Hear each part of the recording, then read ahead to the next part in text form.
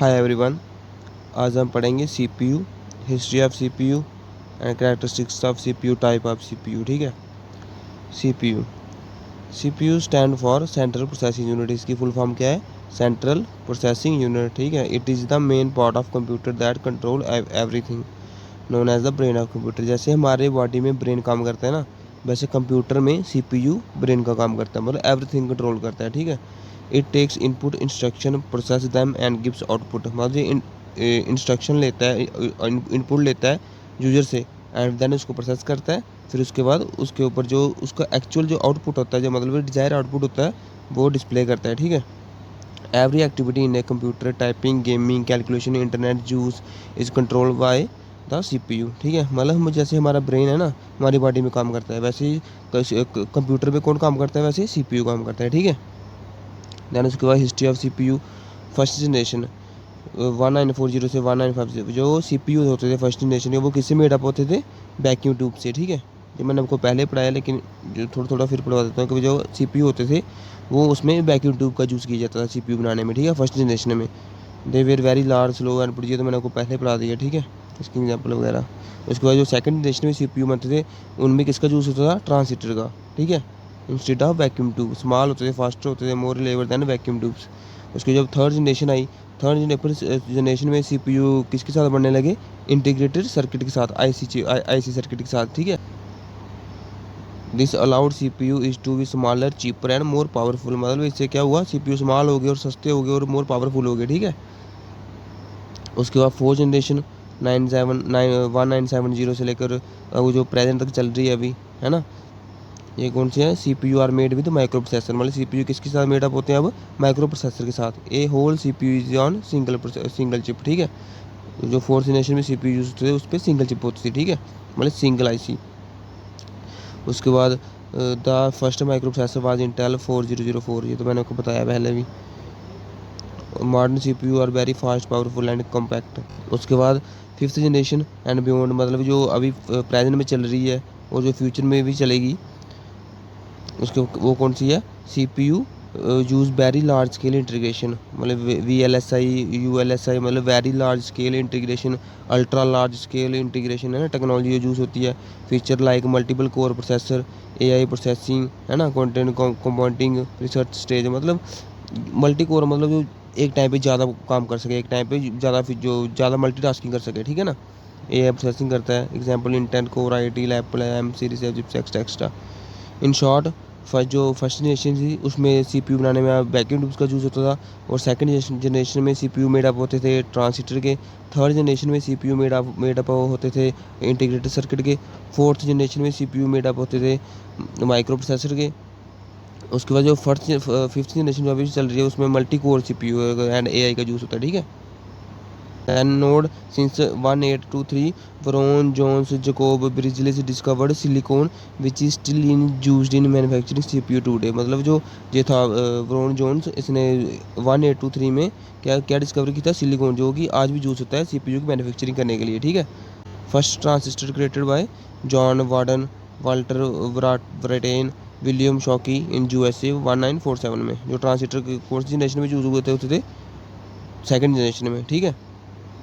जो first transistor किसने बनाया था? इन तीनों बंदों ने मिलकर बनाया था USA में 1947 में। ठीक। देन उसके बाद फर्स्ट सीपीयू कब इन्वेंट हुआ था? ये हुआ था 1971 में, और इसका नाम क्या था? इंटेल 4004। ठीक है। फर्स्ट सीपीयू को हम माइक्रो प्रोसेसर भी कहते हैं, प्रोसेसर भी कहते हैं। ठीक है। उसके बाद कंपोनेंट ऑफ सीपीयू, कौन कौन से पार्ट होते हैं सीपीयू के? ALU, CU, रजिस्टर, ये मैंने आपको पहले बताया। ALU अर्थमेटिक और लॉजिक यूनिट काम करता है। मतलब अर्थमेटिक जैसे add, subtract, multiply, divide, perform logic operation, मतलब किसको लॉजिक देना है, किसको इंपॉर्टेंस देनी है, वो डिसाइड करता है ना। डिसीजन लेता है किस पे, किसको लॉजिक, किसको इंपॉर्टेंट देनी, किसको नहीं। उसके बाद CU control unit, work like a traffic manager, direct directs how data moves between memory input, मतलब डिसाइड करता है कि कैसे डाटा मूव करेगा मेमोरी इनपुट में, आउटपुट में, और कंट्रोल करता है हर एक पार्ट को कि सारे पार्ट अच्छे से वर्क करें। ठीक है। उसके बाद register, very fast small memory inside CPU, है ना, store data instruction temporary. Example programme counter instruction register, मतलब ये सबसे स्मॉलेस्ट और सबसे फास्टेस्ट मेमोरी है उसकी सीपीयू की, है ना। सबसे फास्टेस्ट है रजिस्टर, उसके बाद आती है कैश मेमोरी, उसके बाद आती है प्राइमरी मेमोरी, उसके बाद आती है सेकेंडरी मेमोरी। ठीक है। बाद characteristics of CPU, clock speed, मतलब इसकी जो स्पीड होती है काफ़ी speed of processing measure in GHz, मतलब काफ़ी हाई स्पीड में काम करता है ये, एक सेकंड में काफ़ी सारी प्रोसेसिंग कर देता है, ठीक है। Course, more core, better multitasking, मतलब जितनी ज़्यादा कोर होगी एक CPU में जो वो ज़्यादा बेटर में मल्टीटास्किंग करेगा, ठीक है। जैसे सिंगल, ड्यूल, क्यूट, ऑक्टा, ये मैं आपको बताऊँगा आगे।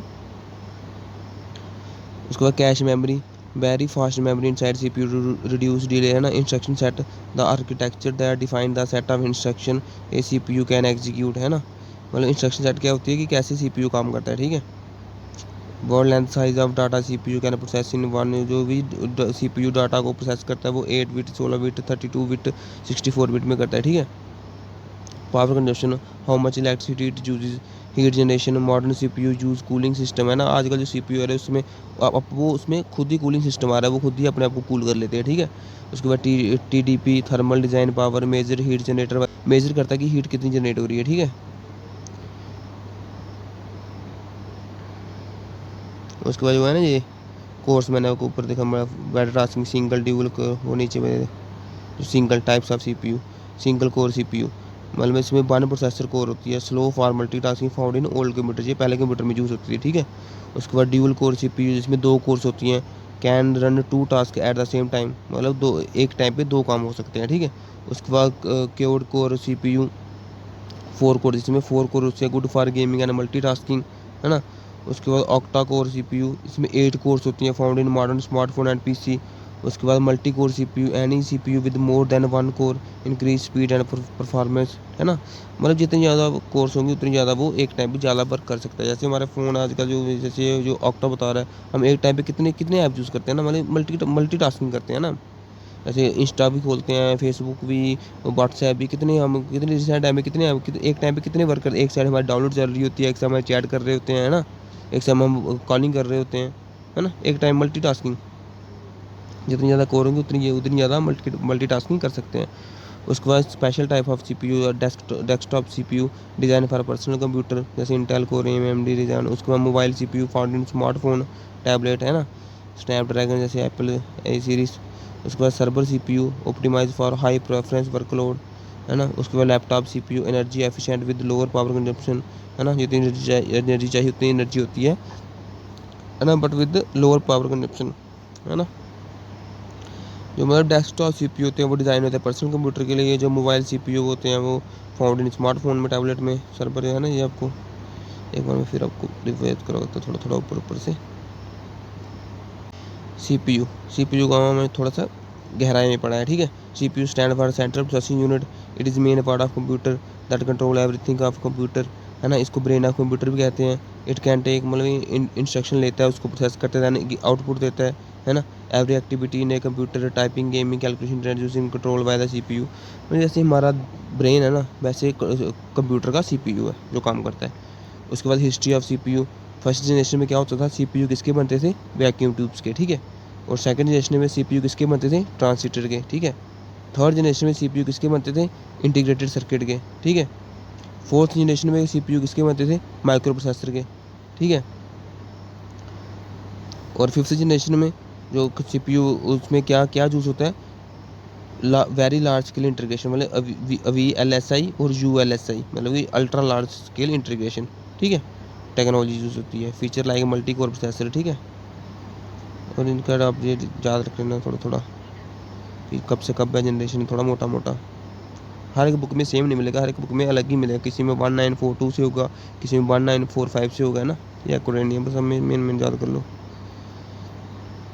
इन शॉर्ट आपको बताया, फर्स्ट जनरेशन वैक्यूम ट्यूब से, सेकंड में ट्रांजिस्टर यूज़ हुए, थर्ड में IC यूज़ हुए, फोर्थ में माइक्रो प्रोसेसर यूज़ हुए, फिफ्थ में मल्टी कोर CPU है, मतलब ए के रिलेटेड यूज़ होते हैं। और 1823 में जो वारन जॉन्स था, इसने सिलिकॉन बनाई थी, जो कि आज भी यूज़ होती है मैन्युफैक्चरिंग ऑफ CPU में, ठीक है। उसके बाद फर्स्ट ट्रांजिस्टर कौन सा था, किसने बनाया था, जॉन वार्डन और वाल्टर ब्रेटे ने, विलियम शॉकली ने। कहाँ बनाया था, USA में 1947 में, ठीक है। फर्स्ट CPU कौन सा था, इंटेल 4004, इन्वेंटेड इन 1971, ठीक है। इसको हम CPU को माइक्रो प्रोसेसर भी कहते हैं, प्रोसेसर भी कहते हैं, ठीक है। कंपोनेंट इसके 3 है, ALU CU रजिस्टर। ALU आपको पता है अर्थमेटिक लॉजिक यूनिट, अर्थमेटिक जैसे ऐड सब्ट्रैक्ट इस पे काम करता है, और किसको लॉजिक देना है किसको नहीं देना, परफॉर्म लॉजिक ऑपरेशन, किसको लॉजिक देना है किसको कंपोनेंट्स देनी है वो ये डिसाइड करता है। उसके बाद control work like a traffic manager interact how, मतलब डाटा कहाँ जाए कहाँ नहीं जाएगा, कहाँ कैसे डाटा फ्लो करेगा, है ना, कैसे ऑल पार्ट कंप्यूटर कैसे काम करेंगे, वो एक कंट्रोल यूनिट कंट्रोल करता है। उसके बाद रजिस्टर, रजिस्टर जो होता है CPU की खुद की मेमोरी होती है, और ये मतलब वेरी फास्ट, सबसे फास्ट और स्मॉल मेमोरी होती है इनसाइड द CPU।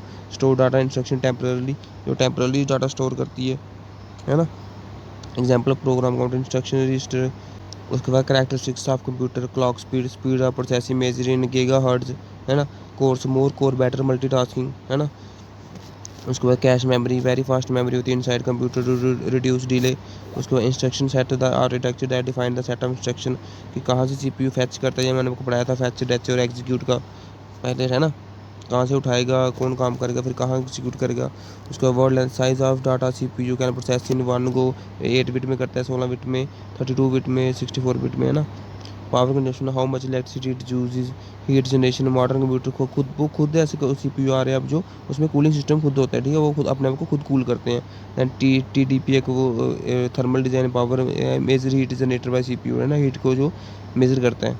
उसके बाद टाइप ऑफ CPU जो ये है कोर, कोर है ना, जो single dual core, single core one, इसमें वन प्रोसेसर होता है, वन प्रोसेसर कोर होता है। Slow for multitasking found in old computer, है ना, एक टाइम पे एक ही काम करता है। उसके बाद ड्यूल ड्यूल कोर का CPU, 2 core can run 2 task at the same time, है ना। उसके बाद क्लाउड कोर CPU 4 कोर होते हैं इसमें, है ना, good for gaming and multitasking. उसके बाद ऑक्टा कोर CPU, इसमें 8 कोर होते हैं, found in modern smartphone and PC, जैसे हम एक टाइम पे कॉल भी कर रहे होते हैं, व्हाट्सएप चैट भी कर रहे होते हैं, उसके बाद डाउनलोड भी लगी होती है ना। उसका multi core CPU, any CPU with more than 1 core increase speed and performance, है ना। उसके बाद स्पेशल टाइप्स ऑफ जो CPU होते हैं, जैसे डेस्कटॉप CPU डिज़ाइन होते हैं पर्सनल कंप्यूटर के लिए, इनकी जैसे एग्जांपल है इंटेल कोर, AMD रज़ेन। उसके mobile CPU found in smartphone and tablet, जैसे स्नैपड्रैगन हो गया, एप्पल A सीरीज हो गई, है ना। Server CPU optimize for high preference workload, है ना।